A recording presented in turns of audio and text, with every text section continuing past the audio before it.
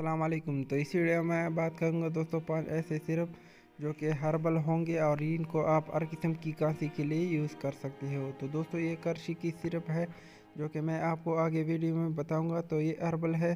तो हर्बल का मतलब ये है कि ये कुदरती चीज़ों से जो है बने होते हैं, तो इनका साइड इफ़ेक्ट जो है वो कम होगा अनदर बोतल के मुताबिक। तो हमारे पास नंबर 1 पे आता है दोस्तों सुदूरी सिरप। तो ये आपको तकरीबन 70 रुपये या 80 रुपये के दरमियान में जो है मिल जाएगा।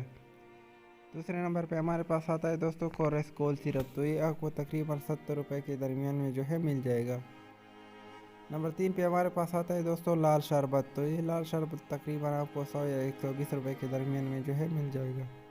नंबर 4 पे हमारे पास आता है सुल्फिकोल सिरप। तो ये आपको तकरीबन 100 रुपये के दरमियान में जो है मिल जाएगा। नंबर 5 पे आता है दोस्तों तोतिसिया सिरप।